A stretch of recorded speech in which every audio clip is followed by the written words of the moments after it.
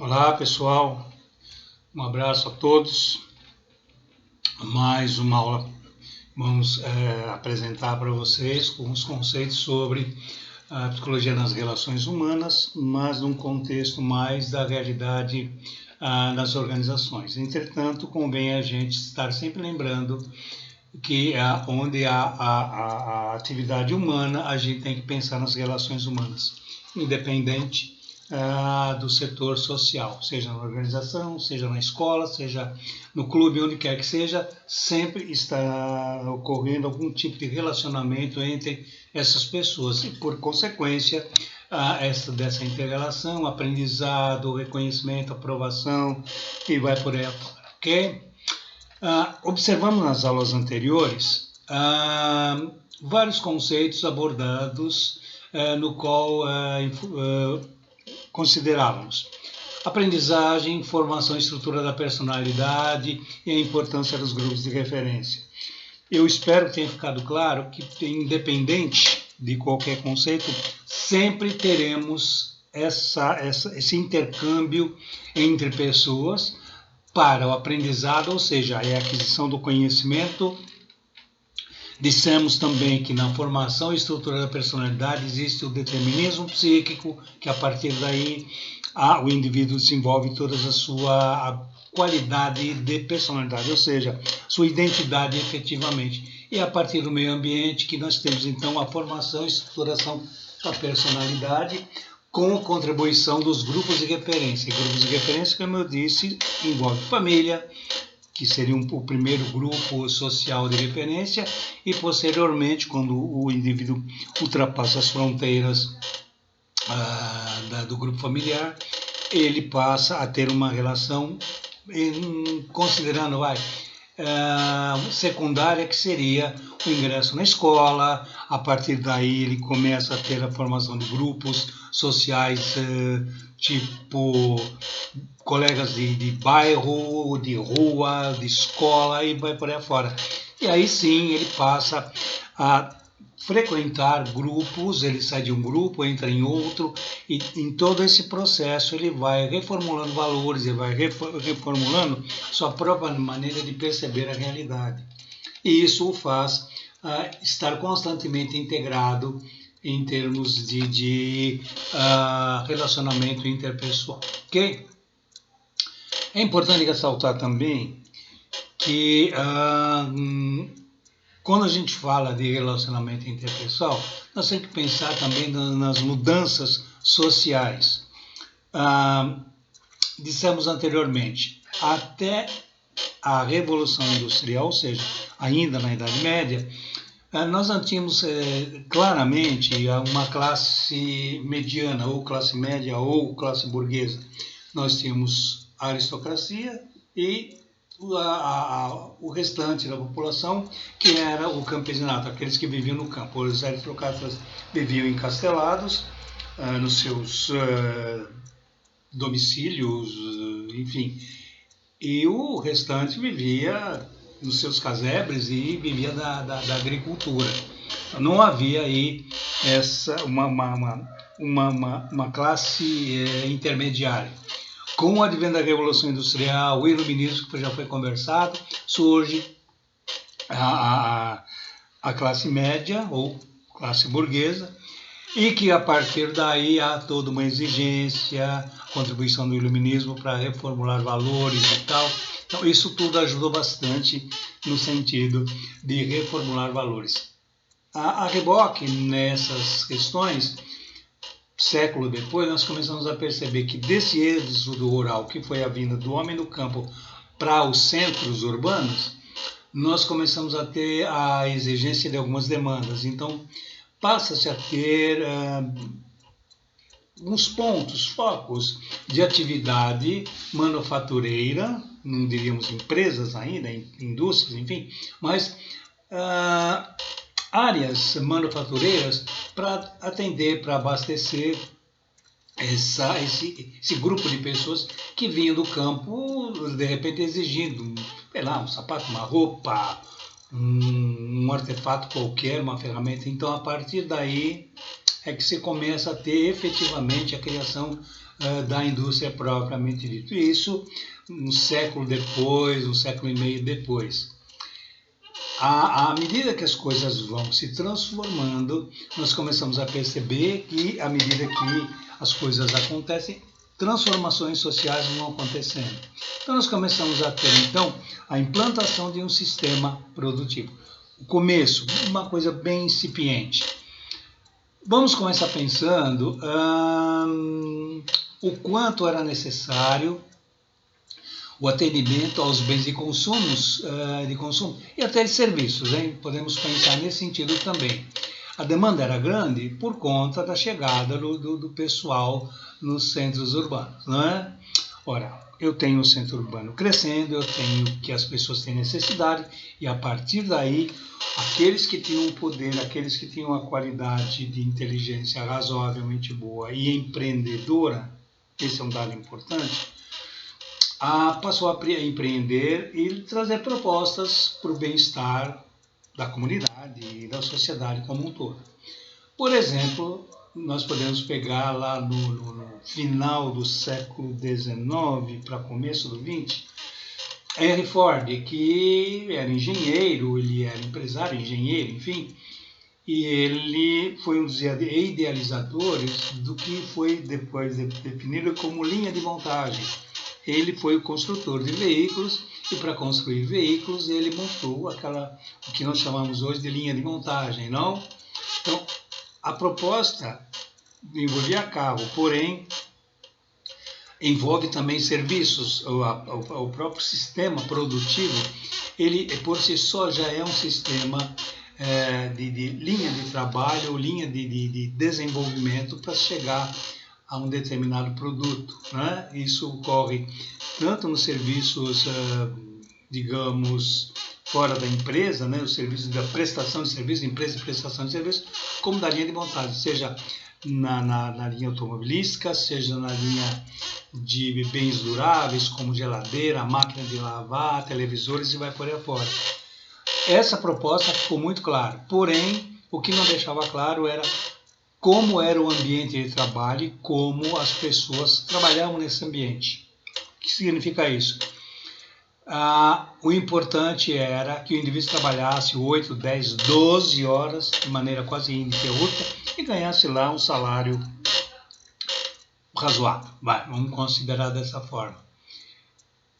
E isso perdurou por umas boas décadas aí, os carros começaram a sair, as pessoas até que se sentiam bem, porque estavam produzindo de alguma forma, estavam se sentindo prazerosamente bem, porém, à medida que vai caindo a ideia de que, olha, há alguma exploração, um detalhe importante, precisamos lembrar que até então já víamos a existência de alguns sindicatos, né, que agitavam um pouco, que criavam uma situação bastante politizada, vou usar esse termo, para que houvesse uma chamada queda de braços entre pagar aqui, não pagar lá, aquela coisa que a gente conhece até hoje, né? Essa queda de braços entre sindicatos e patrão e vai por aí afora. Lá para frente, 3 décadas depois aproximadamente, nós temos os estudos de Alton Mayo, né? Um estudioso que começa a desenvolver alguns trabalhos de base empírica, lembrando, né? Acho que todo mundo sabe que o empirismo na verdade, é a realização de uma pesquisa baseado em resultados práticos, né? Não podemos dizer que não tem um fundo científico aí. Ele é empírico porque ele parte da praticidade, ou seja, resultados práticos, né? Só para ilustrar, são as experimentações que permitem chegar-se a uma situação boa, uma situação que permita dizer é válido. Vamos exemplificar, vai para ajudar. Se nós observarmos lá atrás, bem no passado, o homem fazia uma série de experimentações, como faz até hoje, só para dar uma ilustrada. ele experimentava. E se era bom, permanecia e era passado isso para os demais, então aquilo virava uma regra, uma norma para o grupo. Vamos lá. O indivíduo experimentava uma determinada fruta. Não fez mal, era bom? Eu experimentei, é bom, fica. O que se faz hoje são experimentações também. Quando alguém não tem conhecimento, procura fazer experimentação para ver se der certo. Se der certo, ótimo, vou seguir adiante. Não é? Somente com a aquisição do conhecimento propriamente dito, com a compreensão de que o ser humano tem uma capacidade intelectual e cognitiva bastante elaborada, é que ele começa a desenvolver outras formas de conhecimento, e neste nós temos então o conhecimento científico, que pode ser feito mais para frente. A partir daí, então, eu espero que todos tenham entendido, o Elton Maio, ele começa a perceber que existe um ambiente que precisa ter melhores condições, ou seja, o indivíduo ele tem que ter prazer naquilo que faz. Esse é o primeiro dado. Então ele observa, ele percebe algumas situações não que lhe interfirem, tá? Ele apenas passa a observar, ele passa apenas a identificar determinados comportamentos dentro do ambiente organizacional dentro da empresa. E ele observa o quê? Desmotivação, irritabilidade dos funcionários, a insatisfação, além da falta de condições de trabalho e de recursos de pagamento. O que é isso? O que eu estou procurando identificar? Como a preocupação era mais produção, era mais desenvolvimento em busca de resultado, porque a demanda era grande, era exigente, pouco importa se o camarada estava contente ou não.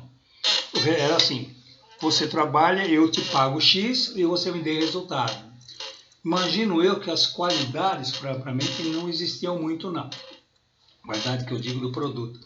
Ora, no começo a gente sabe que uma pessoa, quando inicia uma atividade, ela é empolgada, ela vai começar a atuar, ela vai começar a dar uma resposta da sua vontade de trabalhar, só que à medida que ela vai avançando, ela vai percebendo a rotina, a dificuldade, então ela vai desmotivando-se.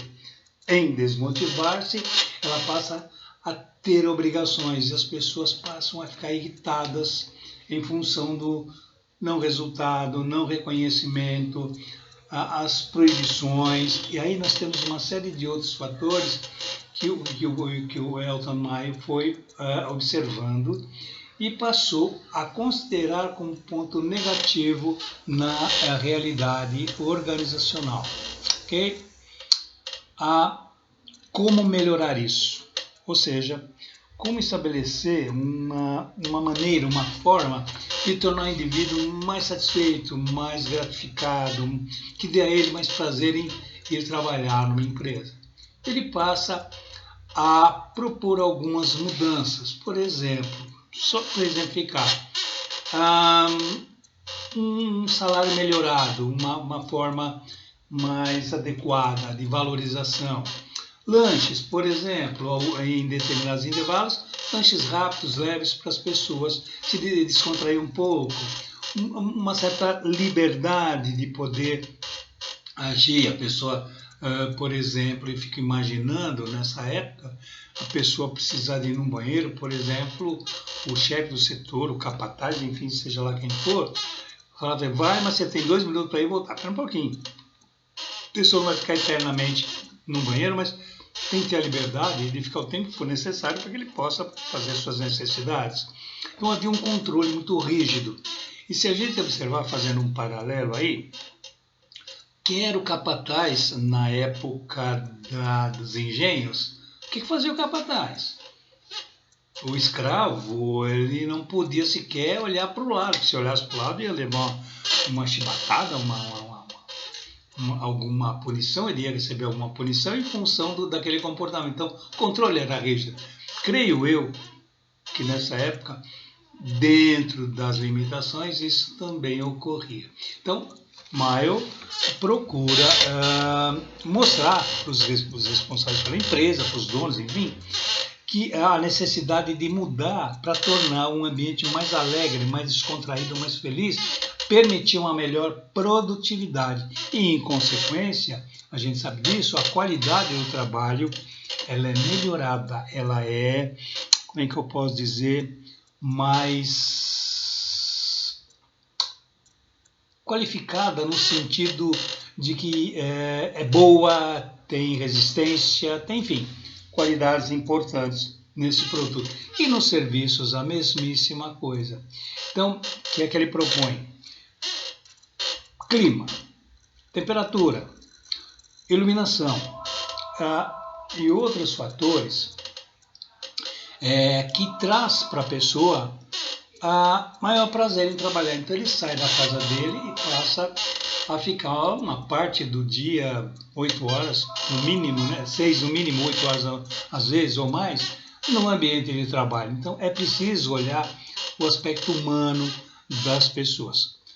A partir então dessas propostas de Elton Maio, é que nós temos aí uma psicologia mais atuante no sentido de buscar não interferir na produção, mas ajudar na produção através desses indivíduos, desses funcionários mais alegres, mais felizes, mais motivados para poder realizar suas atividades, não é? Então isso veio contribuir muito fortemente nas mudanças na realidade das empresas, não é? Um outro dado importante é que a partir daí o próprio sistema organizacional ele começa a se refazer e aí nessas reformulações com base até na reengenharia, se é que eu posso usar esse termo nessa época, nessa reengenharia, começa-se a perceber mudanças atitudinais, tanto de um lado quanto de outro, seja do funcionário, empregado e dos patrões, né? À medida que a satisfação vai aparecendo, a qualidade, a produtividade melhora, a remuneração passa a ter um papel importantíssimo. E o clima organizacional passa a ser melhor. Eu vou ilustrar um dado para vocês que me veio à mente agora. Numa das empresas que eu trabalhei, percebia-se um clima ruim e o pessoal às vezes vinha do trabalho, enfim, ônibus lotado e tal, e ele chegava e mal chegava já tinha que ir para a produção. E eu propus, mudanças suaves, que fosse servido para quem quisesse efetivamente um café com leite, um pão com manteiga no refeitório. Simples. Um copinho de café com leite e um pão com manteiga no refeitório. Não era uma empresa muito grande, uma empresa de 600, 700 funcionários, creio eu, na época. E a dona da empresa concordou, ela tinha esse lado um pouco humano. Gente, a coisa funciona com uma maravilha. Aqueles 10, 15 minutinhos para tomar um cafezinho, aquele bom dia, aquela coisa, tornava o pessoal mais alegre, eles iam para o setor de trabalho mais tranquilo, conversando. Acidentes reduziram, as pessoas eram mais alegres, eram mais descontraídas, só para dar ilustrado. A partir daí, então, gente, nós temos o ingresso de Taylor, né? O Frederick Taylor, que propõe a reorganização e otimização de tarefas na empresa. O que é isso? Elaboração dos cargos. Ele primeiro acredita que haja uma hierarquização na organização, o que a gente conhece hoje como organograma. Essa hierarquização, de acordo com os cargos, eram descritos cargos ali. E a partir dessa descrição, contratava-se um indivíduo qualificado, preparado, experimentado para ocupar esse cargo. E isso facilitava tanto para o serviço de produtividade, ou seja, se eu tenho a pessoa mais qualificada para um cargo, naturalmente ela vai produzir de tal forma e facilita a continuidade do serviço. Então ele dá uma reorganizada na realidade organizacional. E isso passa a ser uma das respostas, uma das principais realidades organizacionais a partir lá dos anos 30, mais ou menos, né? Mais ou menos nessa época aí. Ou seja, é a partir daí que nós podemos atear efetivamente, aí vem só os aperfeiçoamentos, dos paradigmas organizacionais, ou seja, esses modelos foram se alterando, melhorando gradativamente através, primeiro, do conhecimento humano. Aí não vou entrar na seara da criação de ferramentas e maquinário, não vou entrar nessa seara, mas sim como o indivíduo poderia operar máquinas, como o indivíduo poderia produzir, porque ele tem o conhecimento. Né? Ou seja, se ele tem potencial, ele vai ser treinado, por exemplo, para desenvolver melhor. Então a gente vê também a importância do treinamento. Isso a gente vai ver numa outra oportunidade, quando falamos do famoso treinamento. Por exemplo, nos anos 40, o TWI, que foi uma das maiores criações dentro da área organizacional. Isso reflete o quê? Que o Taylor, muita gente criticou porque dizem que o inchaço ocorria na empresa. É outra história, né? O que nós temos que ver é a otimização da proposta do Taylor, que de alguma maneira contribuiu positivamente para que as organizações pudessem repensar a sua forma de atuar, a sua forma de atender às demandas do mercado. Lembrando que uma empresa ela só sobrevive quando ela atende à demanda de mercado. Vamos exemplificar. De nada adianta uma empresa estar muito bem estruturada se o produto dela não atende uma necessidade da sociedade e do mercado. Isso não vai levar a lugar nenhum. Né? Então nós temos que pensar o quê? Ela é estruturada, que visa o objetivo dela, é o lucro, sim, mas também precisa atender a sociedade, a população. Do contrário, não vai ter lucro, não. Então é uma empresa que vai falir. O que a gente vê, mas durante alguns anos aí, é a má gestão de empresários que faliram em função da má gestão e em função de não ter uma visão mais empreendedora de busca de atendimento à população. Legal? Essa hierarquia, então, ela serviu como modelo de organograma. E, claro, a estrutura funcional, ou seja, a decisão de cargos, facilitou em termos de identificar o indivíduo no mercado. Se estou necessitando de um funcionário, de um profissional, eu vou ao mercado, eu tenho a descrição do cargo aqui, quais as exigências do cargo, e do outro lado eu tenho alguém no mercado. Eu vou, chamo, entrevisto, e se ele for a pessoa que eu procuro, tem o perfil que eu necessito, eu contrato e ele passa a trabalhar na empresa. Essa é a ideia geral do que falamos de Elton Maio, com a questão do clima organizacional, né, as condições de trabalho, né, de um modo geral, e o Taylor, que vem reforçar a ideia de que há uma hierarquização na empresa, e a partir dessa hierarquização ela pode se tornar utilizada na medida em que eu consigo ter a pessoa, o profissional certo, desenvolvendo atividades que ele tem domínio, que ele tem conhecimento. A ideia central é essa e que perdurou e que perdura até os dias de hoje. Pessoal, espero que vocês tenham compreendido essa proposta. Lembre-se, nós vamos ter aula na terça-feira 19, das 18h20 até 19h10. Conto com vocês. Vou estar à disposição, lembrando da atividade, né, o trabalhinho de pesquisa bibliográfica, lembrando, né, que eu já adiantei para vocês. Quem tiver dúvida, vamos falar a respeito. E até lá a gente vai procurar atender da melhor forma, basta manter contato. Ok, pessoal? A todos um grande abraço.